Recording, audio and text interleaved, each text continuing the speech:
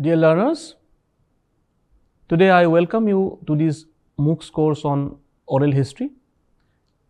Today our topic of discussion is power and representation in oral history. Dear learners, the concept power and representation in oral history are intertwined or they are linked. So, as the lecture proceeds, you will be able to understand both the term or the concept power and representations together.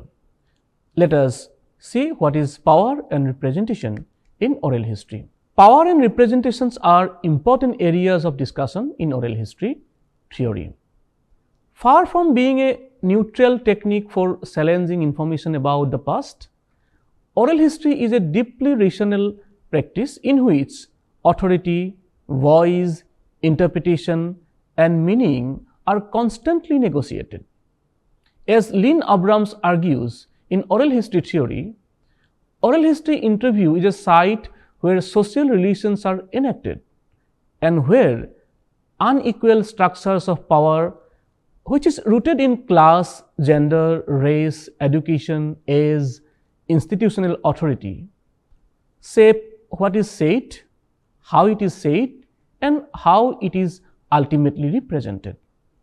At the same time, oral history has long been associated with emancipatory claims such as its premises, such as its promises to give voice to the marginalized, to democratize history, and to challenge dominant narratives.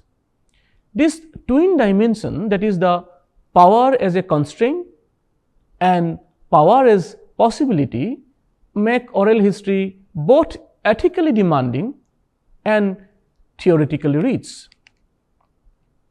This lecture explores interlinked themes of power and representation in oral history. It is chiefly based on Lynn Abrams' oral history theory, situating her arguments within the wider field of oral history scholarship.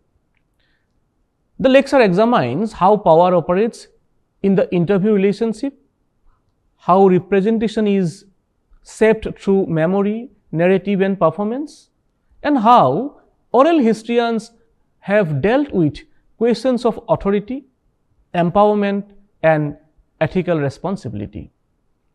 The discussion moves from early claims about oral history as a democratic practice to more nuanced understanding that recognize the complexity, ambivalence, and contingency of power in oral history or oral testimony. This lecture also argues that power and representatives are conditions that must be critically acknowledged and reflexively or critically engaged with. Let us see power in oral history. Power in oral history does not operate in a single direction, and it is not confined to overt domination. Lynn Abrams conceptualizes power as relational, situational, and dynamic. It is produced in interactions, shaped by wider social structures, and negotiated moment by moment in the interview encounter. This understanding is based on broader theoretical traditions, including Michel Foucault's notions of power as dispersed and productive rather than simply repressive. In oral history, power is not something that interviewer simply has and the interviewee lacks. Instead, it circulates between them, sometimes reinforcing hierarchies and sometimes unsettling them. At one level, the power imbalance between interviewer and interviewee appears apparent. The interviewer usually defines the research agenda, selects the questions, controls the recording technology, and ultimately interprets and publishes the material. The interviewer often represents an institution such as university, archive, or museum that carries cultural authority. The interviewee, by contrast, may be positioned as a source rather than a co-producer of knowledge. This asymmetry is particularly pronounced when interviewing individuals from marginalized, vulnerable groups. However, Abrams warns against assuming that interviewees are passive or powerless. Narrators bring their own forms of authority to the interview, such as experiential knowledge, moral authority, seniority, community status, and narrative skill. They may resist questions, reinterpret them, redirect the conversation, or withhold information. Silence, evasion, humor, contradiction can all be understood as strategies through which narrators exercise agency. Power, therefore, is never absolute. It is negotiated through the interaction itself. In oral history, interview is an important area, and in theoretical aspects, interview can be seen as a site of power relations. So let us see interview as a site of power relations. The oral history interview is a communicative event structured by social relations. Gender, class, ethnicity, age, and educational background shape how interviewer and interviewee perceive one another and how comfortable they feel in speaking. Abrams emphasizes the concept of intersubjectivity to capture this mutual shaping of the interview encounter. The story that emerges is not simply the narrator's memory, but the product of a relationship between two subjectivities, or between the interviewer and the interviewees. For example, gendered power relations can profoundly influence interviews. A male interviewer questions a woman about domestic life may provoke different responses than a female interviewer, or an interviewer from a dominant social group may unequivocally, may unintentionally silence or distort the testimony of a marginalized narrator. Yet, these dynamics are not predictable or fixed. Sometimes shared identities such as class background or regional affiliations can create rapport and trust, while differences can provoke reflexivity and more explicit narration. Abrams also highlights the temporal dimensions of power. The interviewee takes place in the present. The interview takes place in the present, but it is oriented towards the past. Narrators speak from their current social positions, which may differ significantly from their positions at the time of the events described. A retired worker, for instance, may reinterpret past exploitations through contemporary discourses of rights and justice. In this sense, power is not only embedded into interview relationships, but also in the historical context that shape memory and interpretations. Now let us see from giving voice to questioning representation. In the early stages of oral history, it was argued that oral history is giving voice to the marginalized or the subaltern people. So, let us see from the perspective of giving voice to questioning the representation. Early oral historians often frame their work in explicitly political terms. Oral history was celebrated as a means of giving voice to those excluded from traditional historical records. For example, the workers, women, ethnic minorities, and other subaltern groups. This democratizing impulse was crucial in expanding the scope of the historical inquiry and challenging elite-centered narratives. For example, while writing about subaltern history, Ranajit Guha also referred to elitist historiography in the context of historiography of Indian national movement. However, as Abrams and other theorists argue, the metaphor of giving voice is problematic.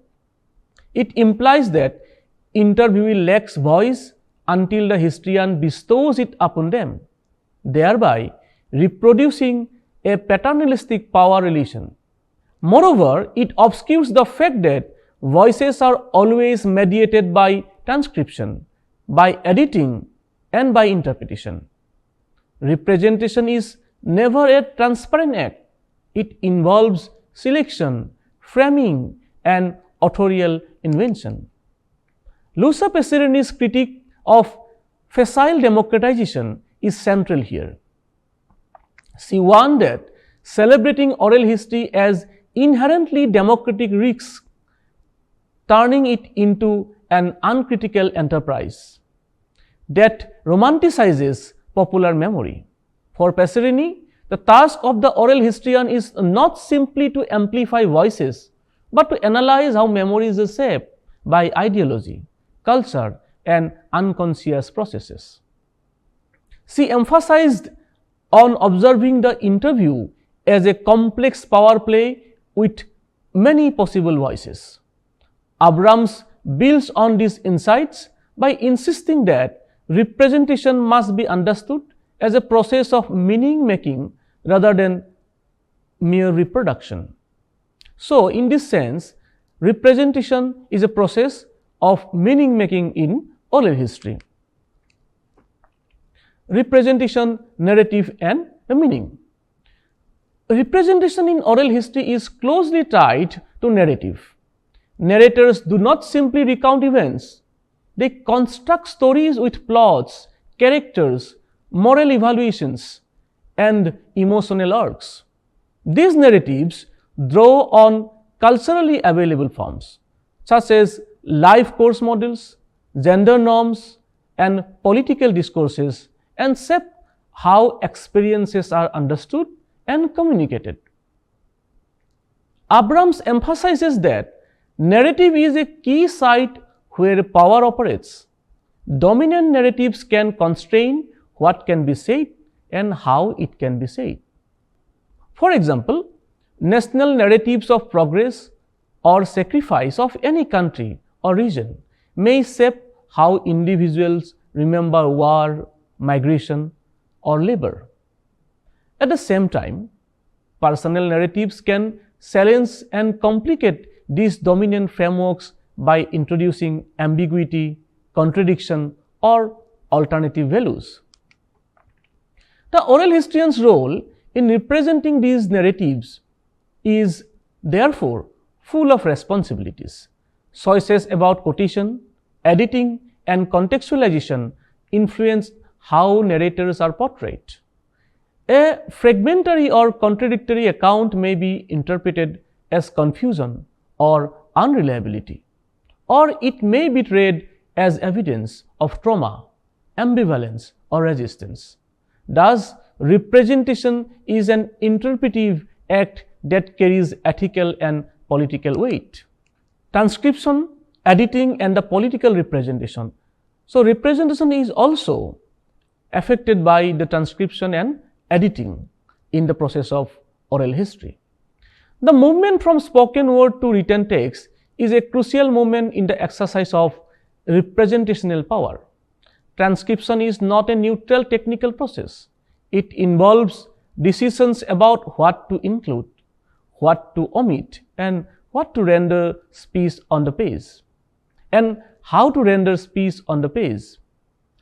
Choices about punctuation, dialect pauses, and non-verbal expressions shape how readers perceive the narrator's intelligence, credibility, and emotional state. Abrams discusses long-standing debates about whether to preserve the rawness of speech or to edit for readability. Faithful transcription can preserve the texture of spoken language, but may also risk portraying narrators as inarticulate or unsophisticated. Edited transcripts may be more accessible but can erase important aspects of performance and meaning. There is no perfect solution. Instead, oral historians make transparent and reflexive decisions about representations. Editing for publication raises similar issues. Extracting short quotations can strip narratives of context, while heavy editorial intervention can impose the historian's voice over the narrators. The challenge is to balance analytical clarity with respect for the integrity of the testimony. Power, silence, and absence. Power in oral history is also expressed through silence, what is not said or forgotten or avoided.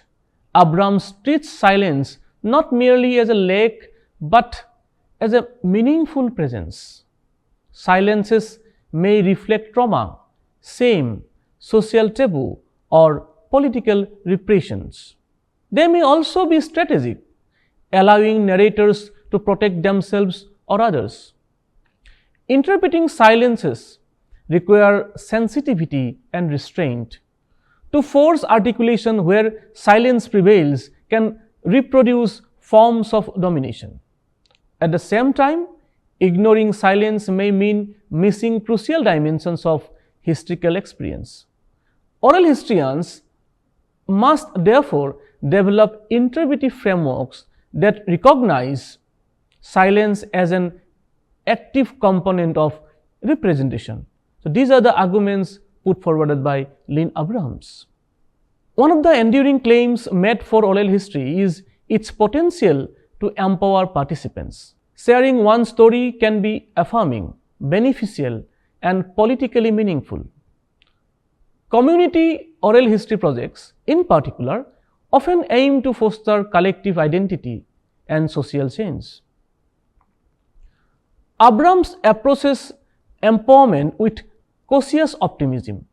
She acknowledges that oral history can create spaces for recognition and validation. But she also warns against overstating its transformative power. Empowerment is not automatic. It depends on context, process, and outcomes. True empowerment, Abrams suggests, requires shared authority and ethical commitment. This may involve collaborative interpretation, co-authorship, or participatory dissemination. Yet, even these practices do not dissolve power relations entirely. They merely reconfigure them. The power and representation also has several ethical dimensions. Ethics is inseparable from questions of power and representation.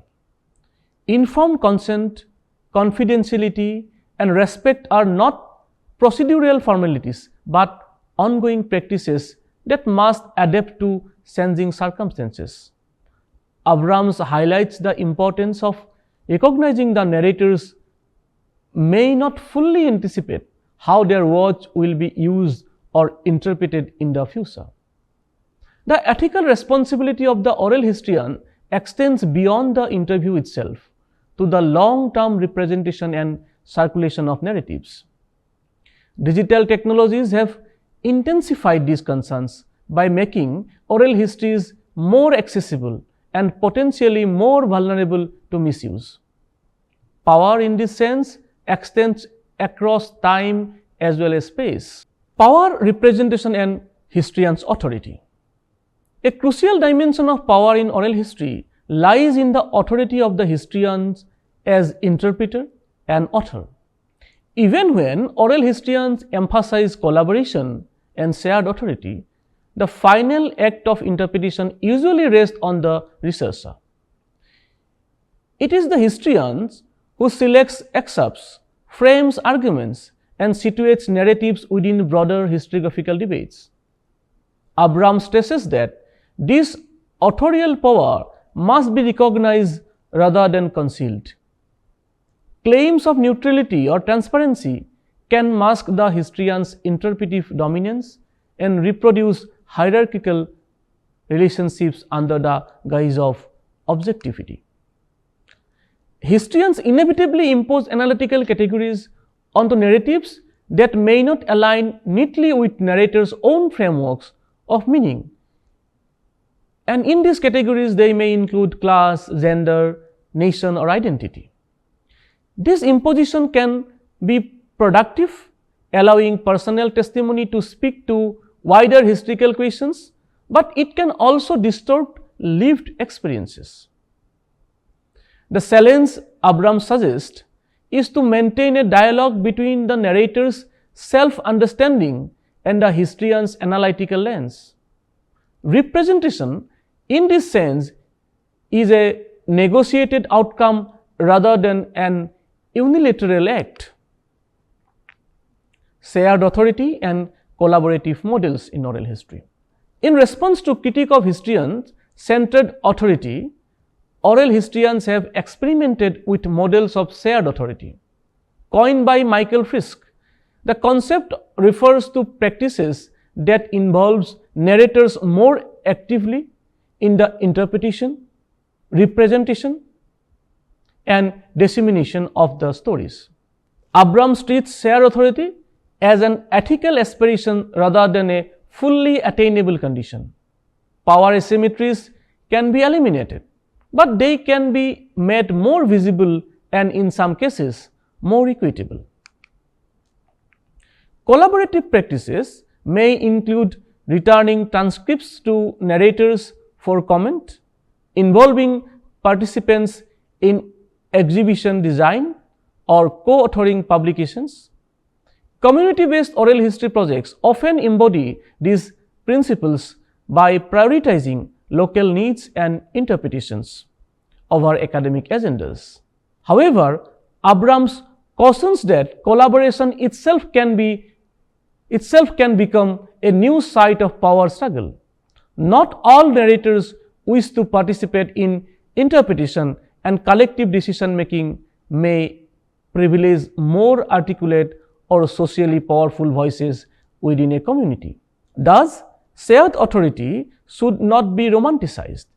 It is best understood as a spectrum of practices that challenges the historian to relinquish some control while remaining accountable for scholarly standards and ethical responsibilities. Representation, trauma, and ethical power.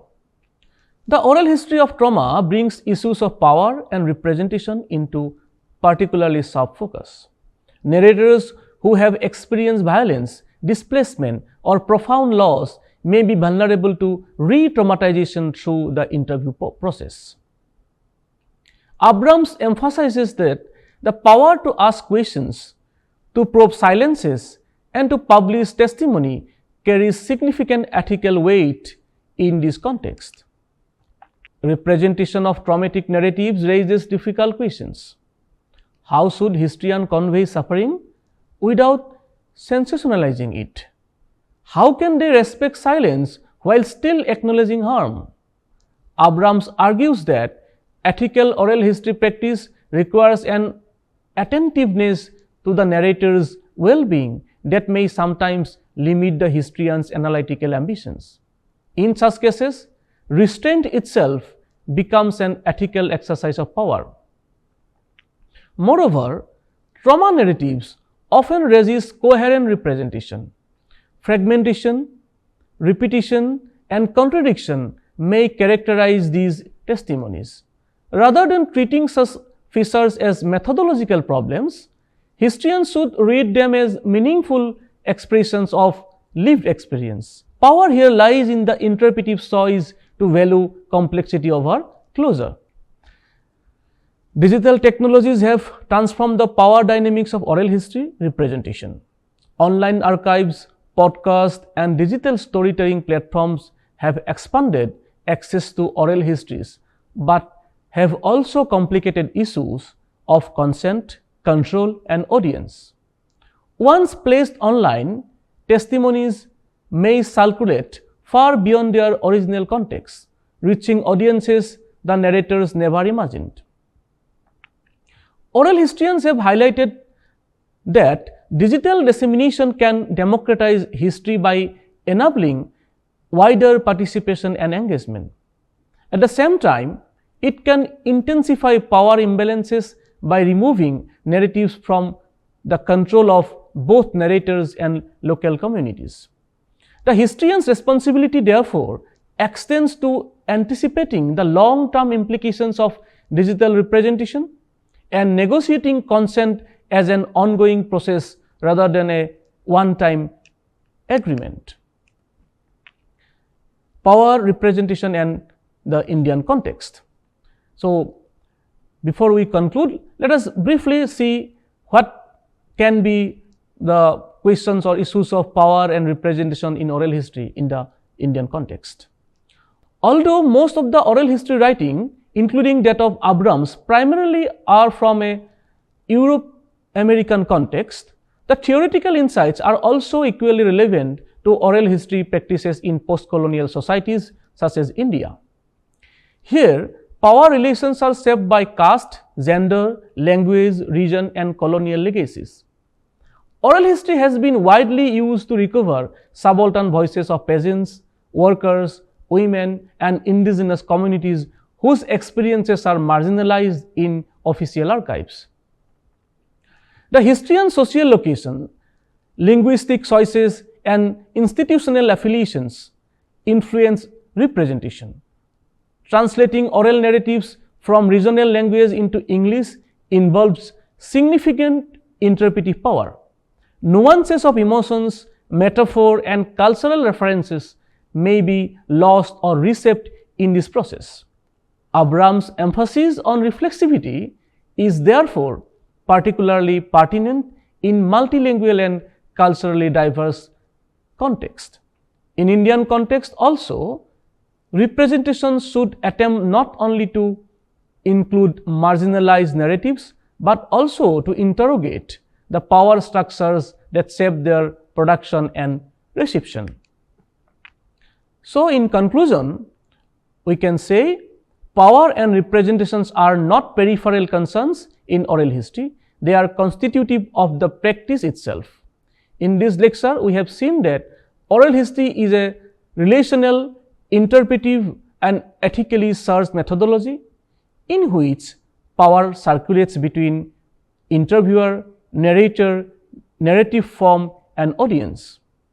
Representation is never a simple reflection of lived experience, but a mediated construction shaped by memory, narrative, conventions, institutional context, and historian's intervention. By approaching power reflexively and representation critically, oral historians can move beyond simplistic notions of giving voice towards a more distinct engagement with how voices are produced, heard, and understood.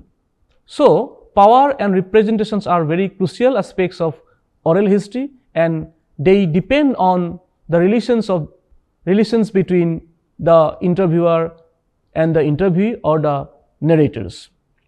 With this, we conclude this lecture. Thank you.